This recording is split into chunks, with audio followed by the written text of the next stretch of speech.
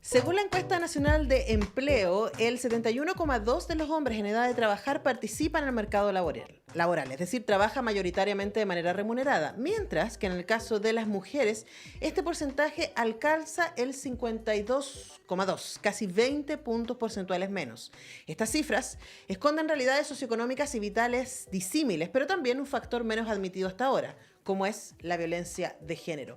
Estas son algunas de las razones por las que el mes de marzo y particularmente el 8 de marzo sigue instalado como un lugar para la reflexión, para la lucha, para la visibilización de la inequidad de género y la organización Comunidad Mujer lleva varias décadas trabajando en estos temas y para hablar al respecto tenemos al otro lado de nuestro Zoom a Alejandra Sepúlveda, presidenta ejecutiva de Comunidad Mujer. Alejandra, ¿cómo estás? Muy bien, Antonella, ¿y tú? Qué gusto verte, saludarte.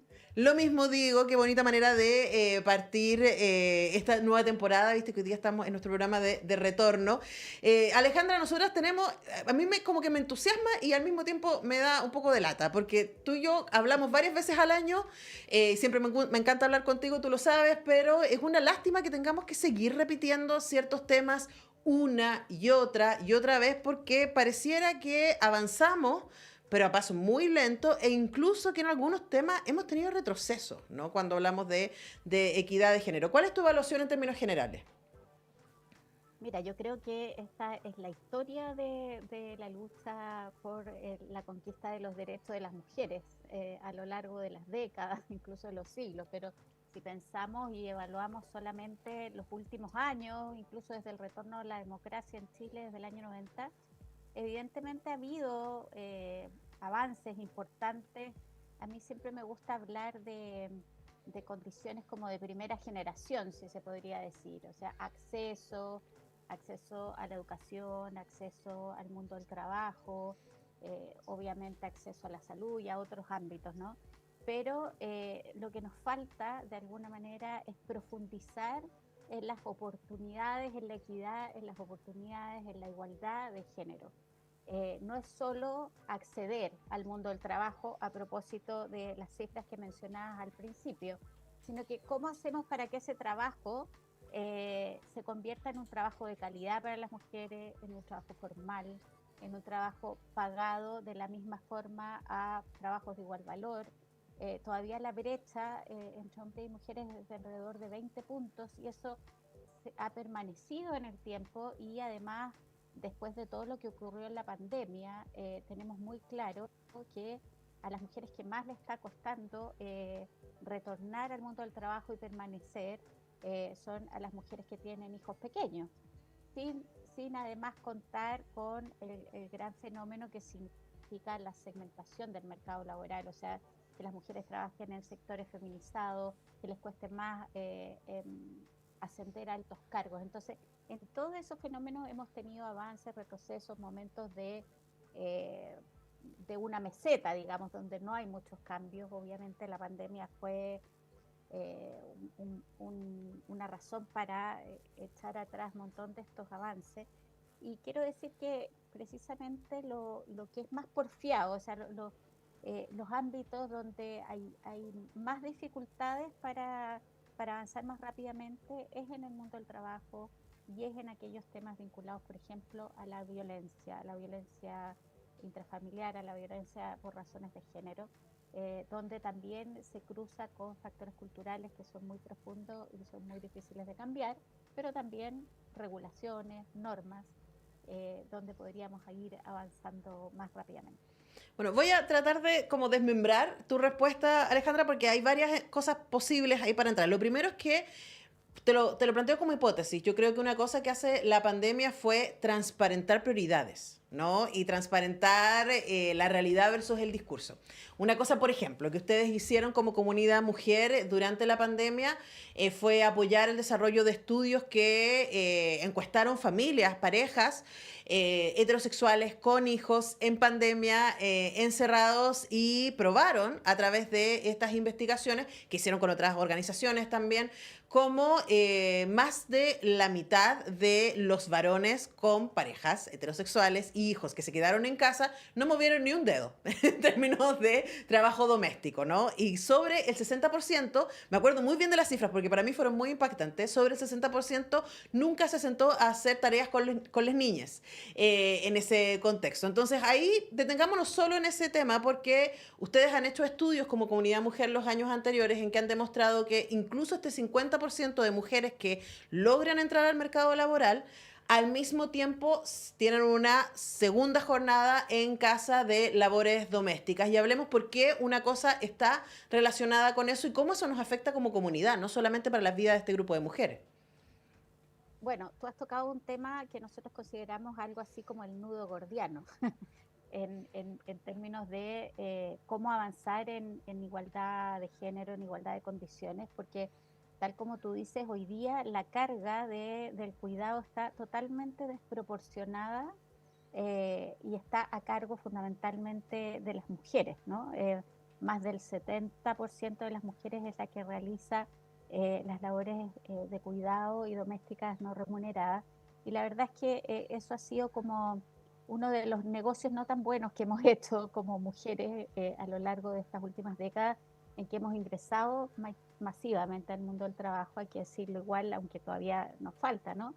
Pero los hombres no han ingresado en la misma proporción en la responsabilidad y en el reparto de las tareas en el cuidado de los hijos, de las personas dependientes y por supuesto también de todo lo que significa aquellas actividades que permiten la reproducción de la vida, el funcionamiento de todas las personas en la sociedad. Y lo que ocurre es que tú lo puedes analizar tanto desde el punto de vista de las mujeres que trabajan dentro y fuera de su hogar, ¿no? Y ahí nos da que existe una gran pobreza del tiempo, las mujeres trabajan más de 55 horas a la semana, lo que afecta bastante su salud, mucho estrés, incluso salud mental también, mucha carga, ¿no? Y también las mujeres que por esta misma razón de las responsabilidades familiares permanentes, la verdad que no pueden salir a trabajar o tienen que acortar su jornada, en lo que se llama el subempleo horario, o sea, trabajar menos de 30 horas a la semana. Entonces, aquí hay una especie de nudo, como decía al principio, que nos impide avanzar en mayor equidad y esto para poder resolverlo requiere muchas cosas, se necesita muchas cosas. Por un lado, ir cambiando normativas, porque hoy día, y lo hemos dicho muchas veces, el Código Laboral en Chile solo carga la responsabilidad y el deber de cuidar a las mujeres en el sistema de protección a la maternidad. Diría yo que la única normativa que es más corresponsable en ese sentido es la ley SANA, ¿no? Para cuidar a hijos con enfermedades graves menores de 18 años. Entonces ahí algo que tenemos que resolver bien en el Código del Trabajo para equiparar la cancha entre hombres y mujeres y evitar que esto siga transformándose en un impuesto a la contratación. Y ahí también una de las grandes reformas pendientes es, ya sabes tú, la ley de Salacún, que hoy día es un gran desincentivo, ¿no? Pero también tenemos que hacer otras cosas. Tenemos que cambiar prácticas, tenemos que cambiar políticas al interior de las organizaciones, por supuesto, para impulsar estos temas de corresponsabilidad, pero también tenemos que hacer un cambio en nuestras casas, en nuestras relaciones de pareja, en la crianza también de los hijos y de las hijas, porque si no repartimos y distribuimos bien esa carga de cuidado, la verdad es que siempre las mujeres vamos a estar postergándonos de distintas formas. Una es con ingresos, lo que hace que tengamos menos autonomía económica y eso nos afecta en la vida entera, incluso las pensiones, por supuesto, pero también en otros ámbitos que son importantes, como el ocio, como el deporte, como disfrutar la vida, o sea, cuestiones que de alguna manera configuran una mejor calidad de vida en general. Entonces, es un pendiente y en este 8M, por supuesto que tenemos que seguir insistiendo que es un enorme pendiente, porque además, y esto se conecta con lo otro, cuando las mujeres tienen menos autonomía económica, también son más vulnerables a sufrir abusos, violencia, por supuesto una pérdida de capacidades en distinto orden para poder generar mejores condiciones de vida para ella y para sus familias. Así que estamos frente a un problema estructural, ¿no? Y es impresionante cómo pasan y pasan los años y no logramos resolverlo. O sea, es algo que hay que resolverlo a largo plazo, pero crear las condiciones para que esto realmente cambie. Y nosotros hemos hecho muchas campañas, como dices tú, estudios, incluso valorizamos cuál era el aporte a la economía del trabajo de cuidados no remunerados en el PIB. Y la pandemia ayudó, digamos, a ponerlo muy visible, pero todavía no logramos avanzar en su verdadera solución. Sí, ahora tu respuesta de nuevo, Alejandra, me abre un montón de cosas que algunas ya las hemos conversado, ¿no? A propósito, por ejemplo, del estudio que ustedes hicieron sobre el aporte del trabajo de cuidados, de pensarlo como un trabajo, ¿no? No una labor Sí, de amor, que puede mezclarse exactamente. o no, pero es un trabajo que aporta sobre el 22% del Producto Interno Bruto, o sea, eso está más que cualquier otra industria, el trabajo de cuidados permite que todo el resto de la economía funcione, ese es un tema, ¿no? Dos, que otra cosa que a mí me parece que es súper importante marcar y que ustedes han trabajado esas cifras, pero también el Banco Mundial, también ONU, no estamos hablando de organizaciones feministas, estamos hablando de organizaciones económicas a nivel mundial que han demostrado que ninguna sociedad puede salir del subdesarrollo si tiene a la mitad de su población subcontratada o mal pagada. O sea, como eso está comprobado. Entonces a mí me llama la atención, y ustedes con décadas de experiencia, Alejandra, ¿cómo es posible que todavía sigamos teniendo esta discusión? Y que, por ejemplo, a propósito de la pandemia, la mayoría de los apoyos que se dieron para la reactivación del trabajo se hicieron en áreas que están masculinizadas, como por ejemplo la construcción. Entonces hablemos un poco de eso. Es como, ¿por qué si están las cifras y los datos encima de la mesa, todavía a las autoridades les cuesta tanto tomar medidas en este sentido? Luego vamos a hablar de lo que pasa en términos culturales, pero por lo menos ahí, con el dato duro. ¿Qué sientes tú que pasa? Bueno, pasan varias cosas. Yo creo que hay un tema de priorización, ¿no? Que es importante. Es como tú combinas o juntas la convicción respecto a algo que ya está medido con el propósito o la hoja de ruta de cómo cambiarlo. Yo creo que nos ha faltado en ese sentido más voluntad política para priorizar los cambios o las reformas que son fundamentales de acometer. ¿Por qué? Porque, bueno, tenemos muchas cosas, por supuesto, hay muchos problemas en el país, pero tal como tú dices, si nosotros lográramos aumentar varios puntos la participación laboral, el país crecería, el país recaudaría más ingresos fiscales, o sea, ¿para qué decir lo que pasaría con el bienestar de las familias? Entonces, como para nosotros siempre ha sido muy claro que es un win-win, pero hay un tema de voluntad política, este es un tema que es transversal, ¿no? Pero muchas veces se confunde, y yo creo que eso ha pasado también en el último tiempo con demandas como feministas, entre comillas, a las que se les asigna como una intención ideológica que realmente no tiene. O Y sea, como si aquí fuera hay, sectorizada, ¿no? Como si solo le importara un exacto, grupo.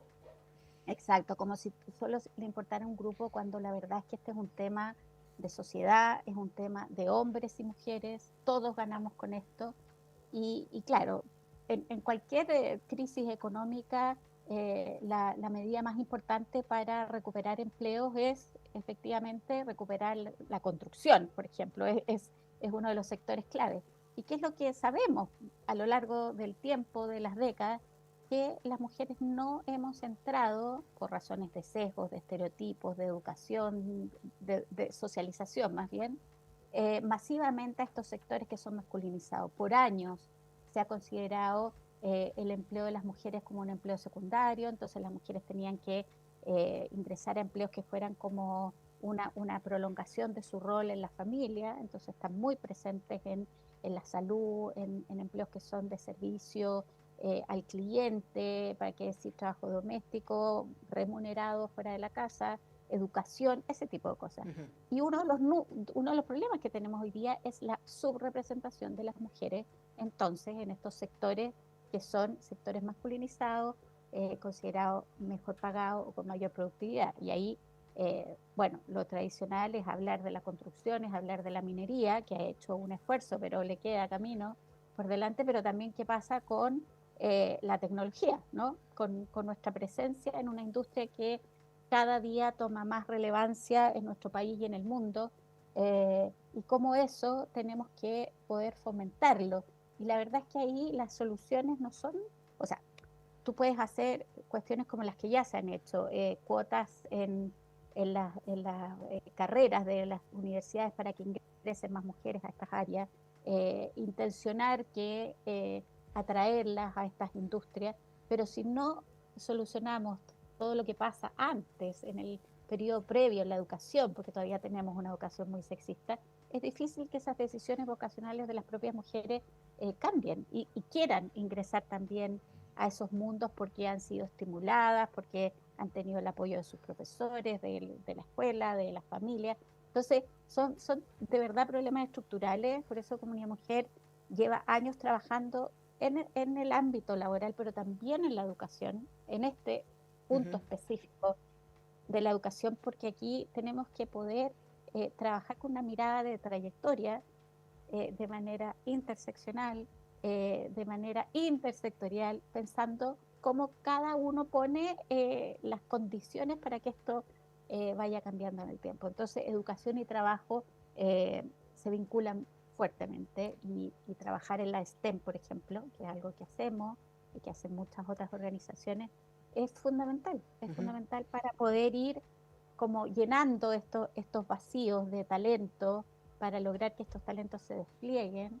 eh, y el del presente en el mercado laboral, por supuesto, lo que hablábamos antes, ir solucionando las barreras y también permitiendo que las mujeres puedan desplegarse y ir ascendiendo a altos cargos, porque eso también va a ayudarlas a tener mayor remuneración, mayores oportunidades, etcétera. Entonces, Ahora, es difícil hablar de los temas solamente poniéndolo en un foco en no, específico porque todo eh, está muy vinculado. claro que sí. Ahora conversamos con Alejandra Sepúlveda, presidenta ejecutiva de Comunidad Mujer. Se me va el tiempo, pero hay un tema que para mí ese es el núcleo, ese es el nudo, que tiene que ver con nuestros imaginarios y con la cultura, ¿no? Y con cómo pensamos lo que tú dices, que más mujeres estén en la STEM, en la ciencia, en la tecnología, en la ingeniería y en las matemáticas.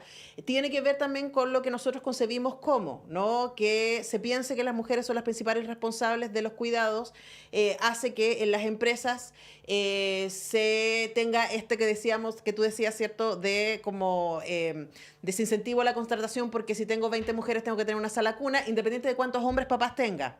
No existe ese dato, ¿no? Entonces, ahí hay un imaginario que está absolutamente enquiestado respecto a la ideología de género, a qué es lo que se supone que debe ser y hacer un hombre y que debe ser y hacer una mujer. Y mi impresión, Alejandra, que también llevamos ahí un rato ahí trabajando al respecto, es que ahí también hay una deuda larga y más difícil y que yo creo que es la base de todo lo demás. Es también difícil para las autoridades entender que está mal, o sea, no solamente está mal pelado el chancho, sino también está mal entendido, ¿no? ¿Cómo hacemos eso? Bueno, educación, educación, educación, y es educación en la primera infancia, en la educación básica, en la educación media, en la educación de los adultos. O sea, necesitamos poder entender que ese paradigma tradicional que ha establecido como nuestras relaciones de género hace décadas, siglos, que es esto del hombre proveedor, la mujer cuidadora, está absolutamente obsoleto, ¿no? Y es importante señalar que aquí no se trata de que si la mujer sale o toma un rol en lo público, en lo laboral, va a dejar abandonada a su familia. Eso no pasa. Lo que tiene que pasar aquí es que ese rol tan fundamental sea distribuido de manera corresponsable. Y aquí, mira, eh, ¿qué mejor argumento que el reciente Premio Nobel de Economía que se entregó el año pasado a Claudia Golding, que es una mujer que lleva 200 años, o sea, no 200 años ella, sino que estudiando la trayectoria del mundo laboral de hombres y mujeres en los últimos 2 siglos. Y una de las cosas que ella ha demostrado en su investigación, y por esa razón ganó el Premio Nobel de Economía, es que el primer hijo produce en las mujeres, aquí en muchas partes del mundo, por supuesto, dos efectos principales. Uno, una caída en su participación laboral y también una caída en sus ingresos, en su remuneración, en su salario. ¿Por qué castigamos a las mujeres? ¿Por qué tenemos que cargarles a ellas toda esa consecuencia o todo ese efecto no deseado por tener hijos cuando los hijos son además esenciales para la reproducción de la sociedad, para que todo, en el fondo, este mundo y esta población se renueve? Cuando hablamos, por ejemplo, del envejecimiento acelerado que está teniendo las distintas poblaciones en el mundo y sobre todo las naciones con mayor nivel de desarrollo, bueno, también tiene que ver con estas cosas, con esta como necesidad de decir, bueno, mira, si yo me quiero desarrollar, quiero trabajar, bueno, quizás tengo que tener menos hijos, porque si tengo O no muchos hijos tener, tampoco, porque o no tener. ¿cuáles son los incentivos, no? Pero luego, al mismo tiempo de que en la red, el Estado, ¿cierto?, no da las facilidades, después aparecen personeros culpándonos a las mujeres que no tenemos hijos de que se está envejeciendo la población, de que hay un retroceso, y es como, bueno, pero a ver, ¿cómo hacemos esto? Esta cuestión. ¿Cómo hacemos esto? Y yo creo aquí que es bien importante también de una vez por todas establecer dónde está el foco. Y el foco está, uno, en la responsabilidad, en la corresponsabilidad social. Es decir, este asunto no es solo un problema de las mujeres, sino que de la sociedad en su conjunto, del Estado, de las empresas y dentro de las familias de padres y madres. Y también de la responsabilidad de los hombres que en este tema en particular. ¿Por qué los hombres en el fondo no asumen que su jornada diaria debe tener horas para el cuidado de los Ah, hijos? porque los privilegios, pues Alejandra. Bueno, se me va el tiempo, por supuesto, hicimos una entrevista larga, pero por supuesto vamos a retomar, esperamos poder conversar contigo acercándose el 8M, porque Genial. vamos a seguir insistiendo en estos temas, por supuesto, desde la Universidad de Chile, desde Radio Universidad de Chile, y también siguiendo el ejemplo de Comunidad Mujer, que lleva décadas trabajando estos temas. Están todos los estudios Comunidad Mujer en su web, les invitamos a que la revisen y que les sigan también en redes. Muchas gracias, Alejandra. Gracias a ti, Antonella. Bueno, hemos hablado con Alejandra Sepúlveda, presidenta ejecutiva de Comunidad Mujer. Por supuesto, nos pasamos en el tiempo. Son temas tremendamente importantes. Mañana a las 10 regresamos para hacer un nuevo semáforo. Que estén bien. Chao.